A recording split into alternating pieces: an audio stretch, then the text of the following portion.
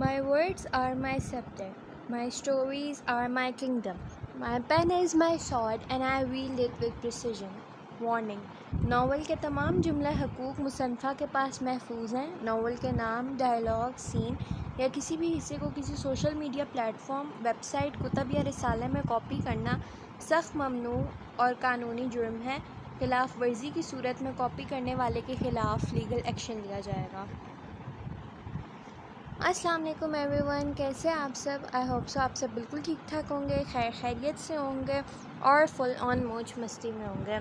So I welcome you all on the second part of third episode of इब्न आदम का मुकद्दर बिन्ते हवा की तकदीर। सो ये एपिसोड 3 का पार्ट 2 तो है ही, लेकिन ये हमारा जो चैप्टर नंबर 1 है, मीन्स पहला बाब जो है, उसकी ये लास्ट एपिसोड है। और एपिसोड नंबर 4 पार्ट 1 से हमारा सेकंड बाब जो है वो स्टार्ट हो जाएगा। सो मैंने इसीलिए ऊपर लिख दिया कि जो लोग अगर वॉइस ओवर नहीं सुनते वो सुन लें, क्योंकि मैंने आप लोगों से कुछ ज़रूरी बातें डिस्कस करनी थी। और वो ये थी कि मैंने कम्युनिटी में भी बता दिया था, इधर भी बता देती हूँ कि चैप्टर टू चैप्टर आपको स्टोरी में शिफ्ट नज़र आएगा। कि अभी जो स्टोरी को जैसे आप देख रहे थे ना, जिस एंगल से, अभी अगर मैं बताऊं तो ये थी स्टोरी की बेस थी, ठीक है, एक बेस बनी है स्टोरी की, कैरेक्टर्स का इंट्रोडक्शन था ऐसे। अब नेक्स्ट पार्ट से जो है स्टोरी आपको काफ़ी जो है प्रोसीड की हुई नज़र आएगी। मीन ज़रूरी नहीं है एपिसोड 4 पार्ट 1 में ही एकदम ऐसे कुछ मैं डाल दूँ कि आप लोग कहें कि ये क्या हुआ, लेकिन चैप्टर नंबर 2 में जो है स्टोरी काफ़ी चेंज होगी, आपको पता चलेगा कि आगे होना क्या है। इसी तरह चैप्टर नंबर 3 में चेंज होगी, चैप्टर 4 में चेंज होगी, ऐसे चैप्टर टू चैप्टर जो है वो शिफ्ट्स आते रहेंगे स्टोरीज़ में। बाकी जो है आज आप लोगों ने मुझे रिव्यूज़ दे के बताना है कि आपको आज की एपिसोड और चैप्टर नंबर 1 कैसा लगा, और आपकी क्या मतलब ऑब्जर्वेशंस रही चैप्टर नंबर 1 से, क्या गेस आपने किया, कुछ ऐसा मिस्टीरियस सा हो, सो उस बारे में आपने क्या गेस किया, और जो आपने इससे क्या सीखा इस चैप्टर नंबर 1 से। ठीक है, आज आपने मुझे चैप्टर नंबर 1 के बारे में बताना है। रिव्यूज़ देख के जो रीडर्स देते हैं रिव्यूज़, उन्होंने भी आज अपने रिव्यू में ये बात बेशक शॉर्टली डिस्क्राइब करें कुछ भी ज़रा सा, लेकिन ये बात ज़रूर बतानी है। और मुझे बताना है कि अभी तो क्योंकि न्यू कैरेक्टर्स भी कुछ आए हैं, लास्ट एपिसोड में भी आए थे, ठीक है, और आगे भी जब नॉवल प्रोसीड करेगा तो कुछ ना कुछ हर मतलब थोड़े थोड़े टाइम बाद कुछ ऐसे न्यू कैरेक्टर्स आएंगे जो कि ज़ाहिर है इतने मेन तो नहीं होंगे, साइड रोल्स ही होंगे उनके कुछ टाइम के लिए, तो वो आएंगे। तो आप लोगों ने जो है अभी मुझे कमेंट करके ये बताना है कि चैप्टर नंबर 1 तक आपका फेवरेट कैरेक्टर कौन सा रहा है, और वो वाला कैरेक्टर जो कि बहुत बुरा लगा है, जिस पे बहुत गुस्सा चढ़ा है। खैर वैसे मुझे इतना तो इसका तो पता ही होगा कि किस पे गुस्सा चढ़ा होगा आप लोगों को ज़्यादा, बट कौन सा कैरेक्टर जो है पसंद आया, वो मेल भी हो सकता है, फ़ीमेल भी हो सकता है, ठीक है। तो ये जो है आपने मुझे कमेंट्स में जो है बातें बतानी है। इसके अलावा बाकी जो है आज की एपिसोड में 6 सीन्स हैं। पहले मैंने कहा था कि 7 to 8, बट एक सीन जो था वो जो था वो मुझे लग रहा था कि चैप्टर 2 में जो है ना ज़्यादा सूटेबल रहेगा, तो मैंने वहाँ पे डाल दिया, यहाँ से हटा दिया।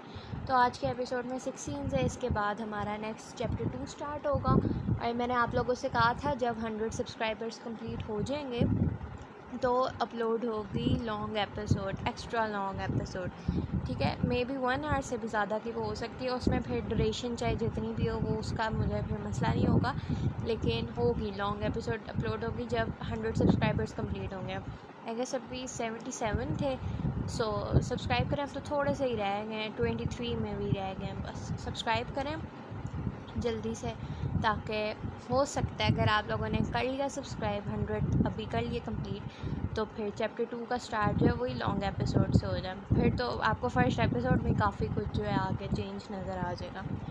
ठीक है जी, सो ये बातें मैंने कर ली, अब चलते हैं अपनी एपिसोड की तरफ, टाइम नहीं वेस्ट करते। So let's start it. इब्न आदम का मुकद्दर बिन्ते हवा की तकदीर, अस्कलम रायना शेख, किस्त नंबर 3 पार्ट नंबर 2।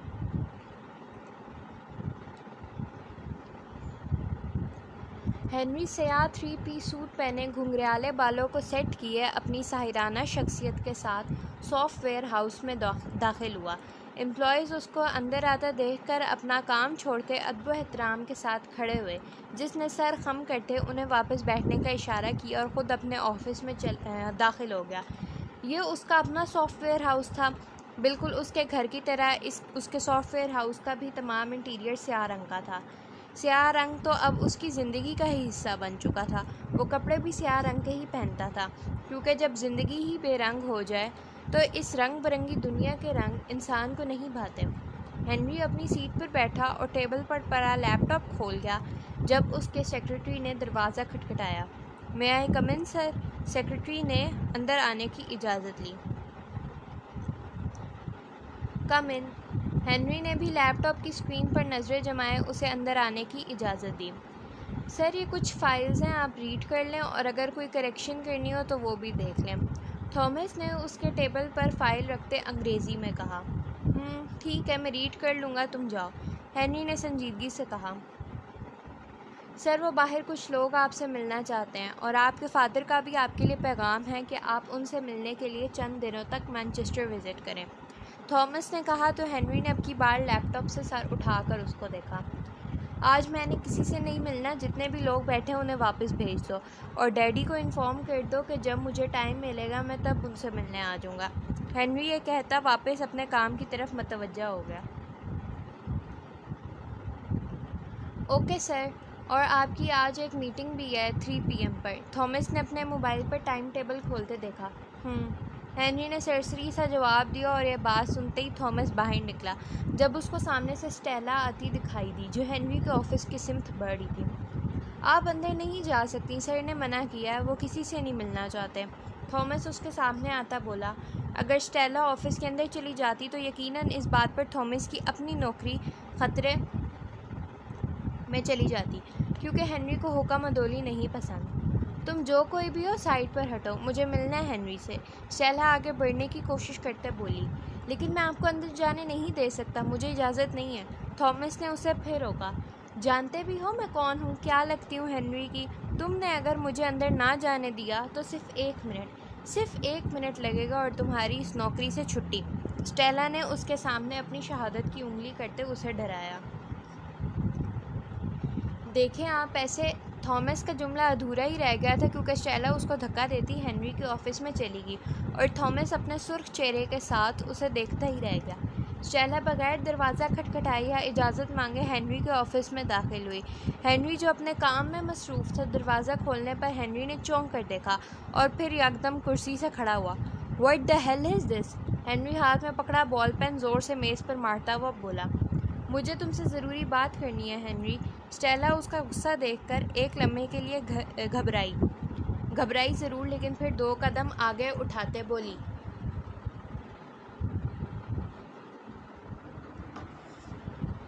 तुम कितनी ढीठ हो, 1000 दफ़ा कह चुका हूँ कि मैंने तुमसे कोई बात नहीं करनी, फिर भी तुम आ जाती हो। 1 सेकंड के अंदर अंदर शक्ल गुम करो अपनी, नहीं तो मैं गार्ड्स को बुलाने में 1 सेकंड से भी कम वक्त लगाऊंगा। हेनरी गुस्से से भड़क उठा। तुम मेरे से बात क्यों नहीं करते हेनरी? स्टेला उसके करीब आते बोली। हेनरी स्मिथ जब बोलता है तो सामने वाला खुद मौत मांगता है। कुछ कह नहीं रहा हूँ, अगर बोलना शुरू कर दिया ना मैंने तो अगले दिन तुम यहाँ आने के लिए ज़िंदा ही नहीं बचोगी। हेनरी ने बात मुकम्मल करने के बाद अपने दांत पसीजे, जबकि स्टेला उसकी हकीकी आंखों को सुर्ख होता देखकर अपना खुश्क हलक तर करती रह गई, मगर फिर उसके चेहरे पर एक और शैतानी मुस्कुराहट उभरी। मेरी मॉम तुम्हारे डैड की? स्टेला की बात पर हेनरी ने अपने दराज में पड़ी गन निकाली और उसकी पेशानी पर तान दी। ये तुम ना नहीं। स्टेला के अल्फाज गन देखकर हलक में ही दम तोड़ गए।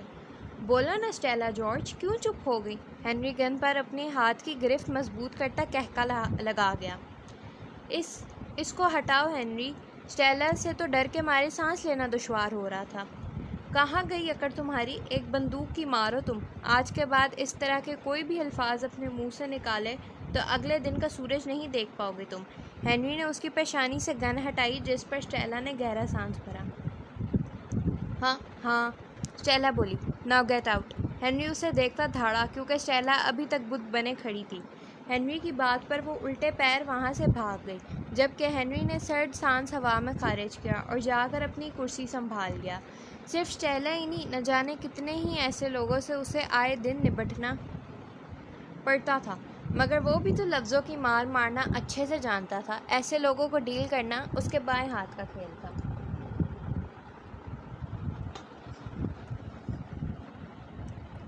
हवा में हल्की हल्की खुनकी थी और इस वक्त चचा जी कैसर साहब के कुछ ज़रूरी काम करके उनके कमरे से निकले थे जब घर की घंटी बजी। सवेरा टीवी लाउंज में बैठी अपना पसंदीदा ड्रामा देखने में मसरूफ़ थी, मगर घंटी की आवाज़ सुनती मुंह बना गई। चचा जी को कमरे से बाहर निकलता देखकर सवेरा ने उन्हें दरवाज़ा खोलने का कहा, जिस पर वो सर हिलाते मेन गेट की तरफ चले गए। उन्होंने गेट खोला तो सामने हयात बीबी खड़ी थी, जो उनके पड़ोसियों में से एक थी। चचा जी उन्हें देखते साइड पर हुए और उन्हें अंदर आने की जगह दी। वो लाउंज में दाखिल हुई तो सवेरा उन्हें देखते चेहरे पर दिखावे के लिए मुस्कुराहट लाकर उठी और उनके गले मिली और उन्हें बैठने का कहा। आप आज अचानक कैसे आ गए? सवेरा हंसते हुए उनसे मुखातिब हुई। अरे कैसी बातें कर रही हो लड़की, मोहल्लेदार हूँ तुम्हारी, अब क्या घर आना जाना भी बंद कर दूँ? हयात बीबी ने तंज के तीर चलाते हुए कहा। नहीं नहीं, मैं तो बस वैसे ही पूछ रही थी, वो काफ़ी अरसे बाद आई है ना आज। सवेरा ने नामहसूस अंदाज में अपने बालों में खारिश करते कहा। हाँ भाई, इसीलिए तो आई कि काफ़ी टाइम हो गया, और लड़की कुछ पिलाई दो मुझे, इतनी गर्मी से आई हूँ। हयात बीबी ने दुपट्टे से अपना चेहरा और गर्दन पे आया पसीना साफ करते कहा। हाँ जी, आहिया जल्दी से ठंडा जूस लेकर आओ। सवेरा ने वहीं पर बैठे बैठे आहिया को आवाज़ दी, जो अपने कमरे में बैठी अपने असाइनमेंट मुकम्मल करने में मसरूफ़ थी। अरे जूस से क्या बनेगा, उसे कहो चाय बना कर लाए और साथ वो नमकीन वाले बिस्कुट भी लेकर आए। हयात बीबी की बात पर सवेरा का दिल किया अपना सर पीट ले। कितने आराम से वो बैठी हुई ड्रामा देख रही थी और अब उसको हयात बीबी के ड्रामे देखने पड़ रहे थे।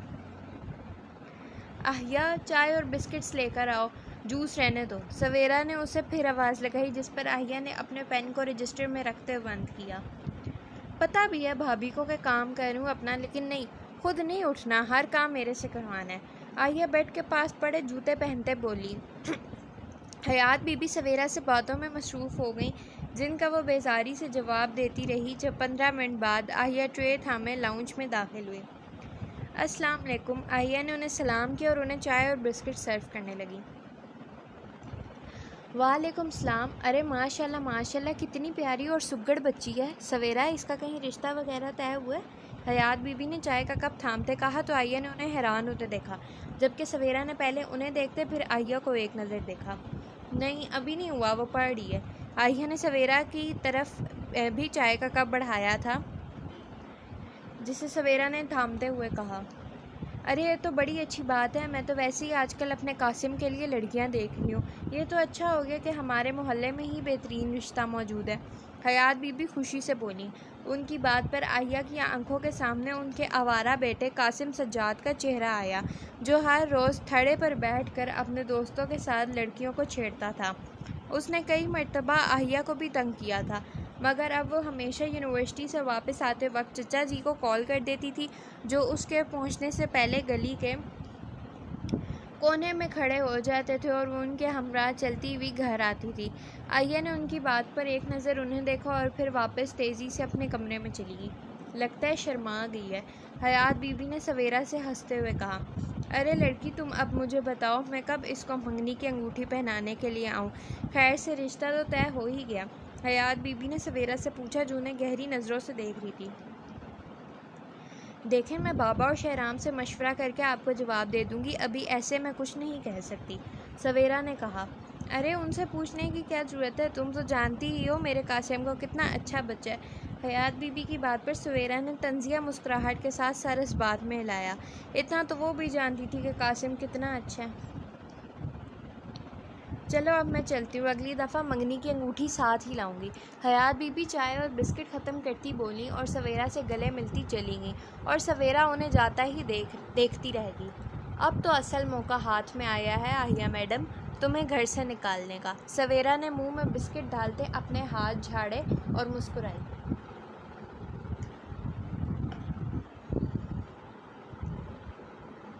कुरैशी हाउस में सब बैठे इस वक्त डिनर करने में मसरूफ़ थे।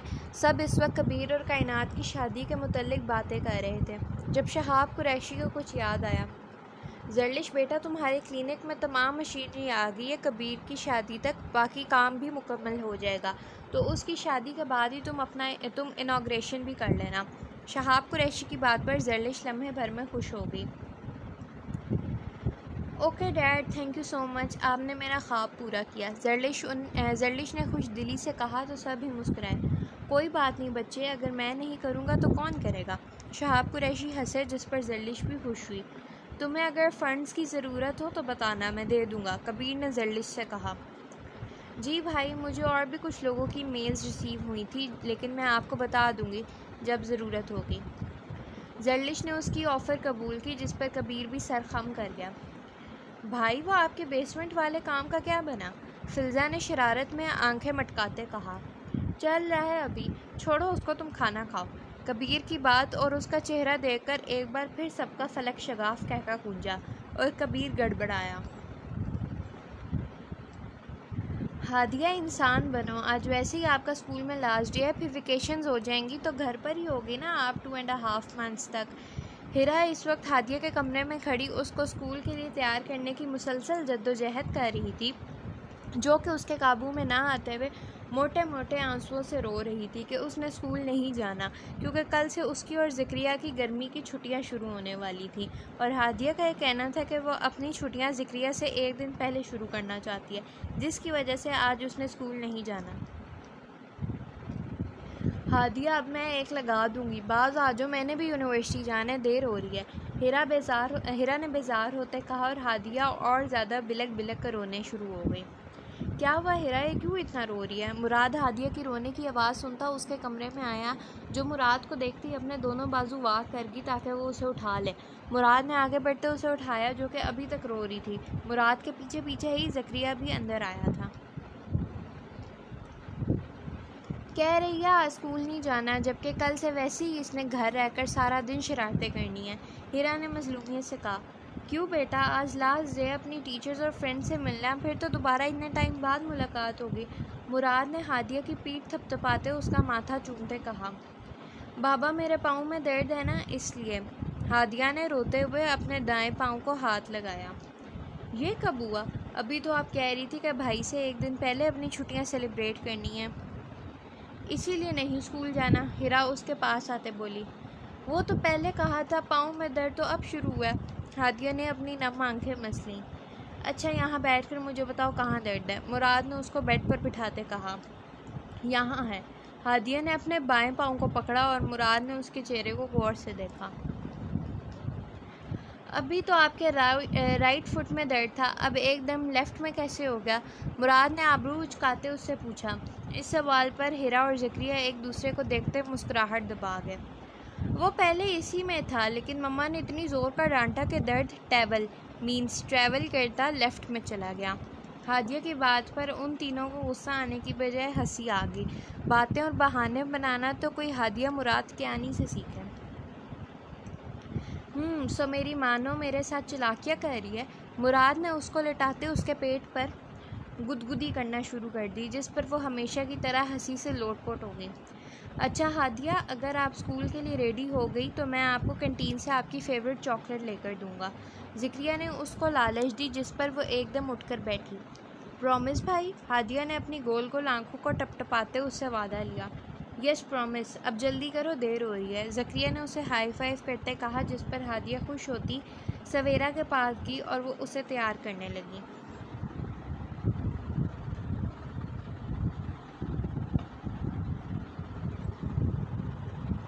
सवेरा कब से अपने यार हादिया तैयार होती सवेरा के पास नहीं, हिरा के पास की पता नहीं, मुझे नाम मिक्स हो गया। सवेरा कब से अपने कमरे में चक्कर काटते हुए हयात बीबी की बातों के बारे में सोच रही थी। कासिम की हरकतों से वह अच्छी तरह वाकिफ़ थी, लेकिन अगर आहिया की कासिम से शादी हो गई तो उसकी जान छूट जाएगी आहिया से, और यही तो वो चाहती थी कि किसी न किसी तरह आहिया इस घर से हमेशा हमेशा के लिए चली जाए। और अभी तो उसके पास ऐसा कोई मौका मिला था। अभी तो उसको ऐसा कोई मौका मिला था। आहिया का तो कोई मसला नहीं है, बस बाबा और शहराम मान जाए। अब उनको कैसे मनाऊँ? हाय अल्लाह, कोई मौका मिल भी जाए तो नई मुसीबत खड़ी हो जाती है। सवेरा ने यह बात सोचते अपना माथा पीटा। मामा मुझे होमवर्क करवा दें। अल्मान बेड पर अपनी किताबें खोलकर बैठा था। उसे अपने होमवर्क की समझ नहीं आ रही थी, इसीलिए सवेरा से कहा, अल्मान दिमाग मत ख़राब करो मेरा, अगर ख़ुद कर सकते हो तो करो, वरना फुप्पो के पास जाओ, वो करवा देगी। सवेरा ने चीखते हुए कहा, क्योंकि वो अभी इन सब चीज़ों के बारे में सोच रही थी जब अल्मान ने उसकी सोचों का तसलसल तोड़ा था। सिर्फ मुझसे बाबा, दादाबू और फुप्पो प्यार करती हैं, आप प्यार भी नहीं करती और बात भी नहीं मानती। मैं बाबा को कॉल करके बताऊंगा। अल्मान ने आंसुओं से लबरेज आंखों से कहा और अपनी किताब और ज्योमेट्री उठाता अहिया के कमरे में चला गया और सवेरा ने उसकी पुश्त को देखा। मेरे बेटे को भी अपनी मुट्ठी में कैद कर लिया इस डाइन ने, सवेरा ने आहिया को याद करते कहा जब उसकी नज़र साइड टेबल पर पड़े अपने फ़ोन पर पड़ी। बिस्मा से मशवरा ले सकती हूँ। सवेरा के दिमाग में एक और तरकीब आई और उसने फ़ोन उठाते बिस्मा को कॉल मिलाई। हेलो बिस्मा, यार मुझे कोई अच्छा सा आइडिया दो, मैं ये मौका हाथ से नहीं जाने दे सकती। सवेरा फ़ोन उठाते ही बग़ैर किसी रस्मी सलाम दुआ के बोलना शुरू हो गई। क्या हुआ है? आराम से बात तो बताओ मुझे, बिस्मा हंसते हुए बोली। सवेरा ने एक एक करके उसे सारी बात बता दी, जिसे बिस्मा ने भी गौर से सुना।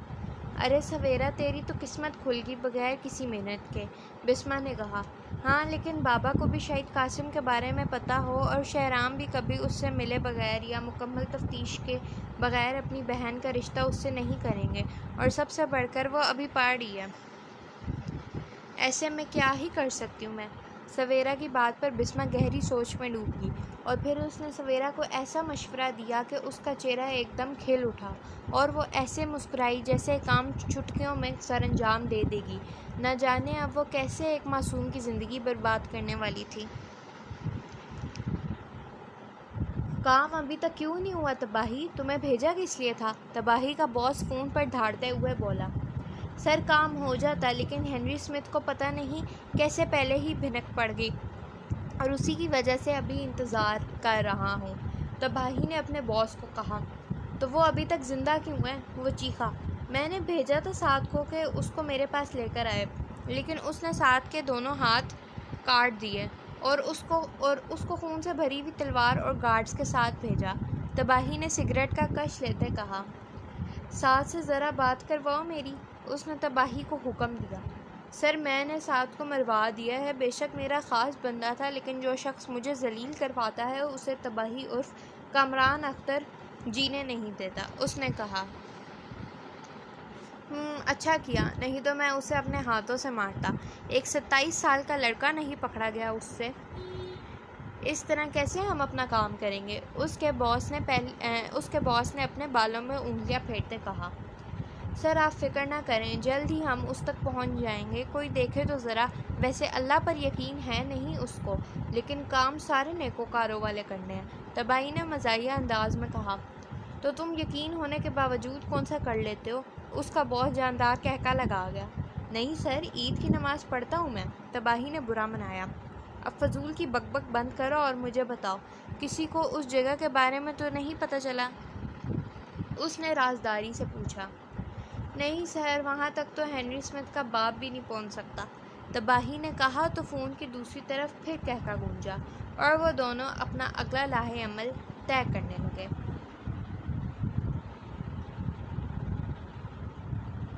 So this was the episode. Hope so आप लोगों को पसंद आई होगी, और जितना आज के एपिसोड जो थी ना, वो चाहे लॉन्ग थी चाहे शॉर्ट थी, मुझे नहीं पता आप लोगों को कितनी लगी होगी, बट आज जो था चैप्टर कंप्लीट करना था।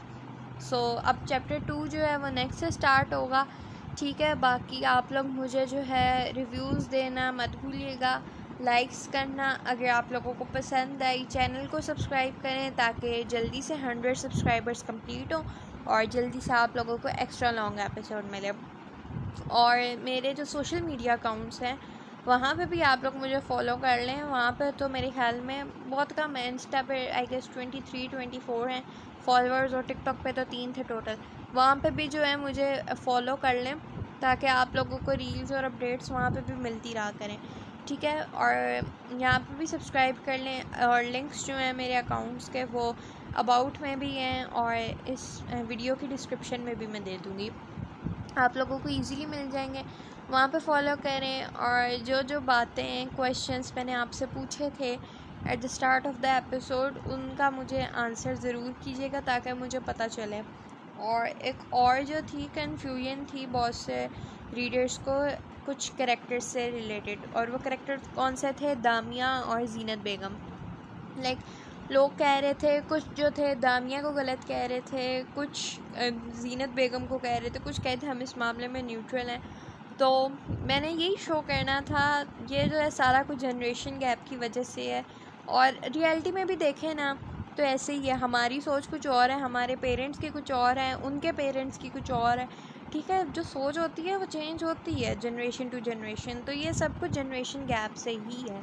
और ये जो है आगे ये चीज़ नेक्स्ट जो चैप्टर आ रहा है और उससे नेक्स्ट वाला, इसमें बहुत डिटेल से एक्सप्लेन होगी, ठीक है। सो आप लोगों को क्लियर हो जाएगा कि कौन सी जगह पे कौन गलत है कौन ठीक है, और इस जो जनरेशन गैप की मेन वजह है वो क्या है, ठीक है। ये सारी चीज़ें जो हैं ये एक्सप्लेन हो जाएंगी अगले चैप्टर्स में, तो उसका वेट करें। आज दामिया का इसलिए मैंने कुछ सीन नहीं दिया क्योंकि लास्ट में थी। बाकी अभी नॉवल अगर इंटेंस भी होता है, कोई थोड़ा सा इस टाइप के सीन्स भी आएंगे आगे, तो उसमें जो है मैंने फिर दाइम का कैरेक्टर किस लिए डाला था, दाइम को तो इसीलिए डाला था ना कि आप लोग एंजॉय करें, तो दाइम के आगे फ़नी सीन्स आएंगे। बाकी अब ये हादिया ज़िक्रिया, ठीक है, ये लोग भी, इनकी भी मज़े मज़े के सीन्स आ गए होंगे मुराद फैमिली के।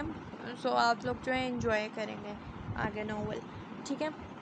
सो अब जो है एंड करते हैं, काफ़ी टाइम हो गया है। नेक्स्ट एपिसोड 4 पार्ट 1 ये जो है अपलोड होगी ट्यूसडे को, 2 डेज़ के गैप से इंशाल्लाह ताला, ठीक है। तो तब तक अपना बहुत सारा ख्याल रखिएगा, मुझे दुआ में याद रखिएगा, मुझे अकाउंट्स पे फॉलो करें, चैनल को सब्सक्राइब करें, ठीक है जी। और फिर प्रोमोज़ और शॉर्ट्स शेयर करती रहूँगी मैं आपके साथ 2 दिन तक। तब तक के लिए अल्लाह हाफ़िज़।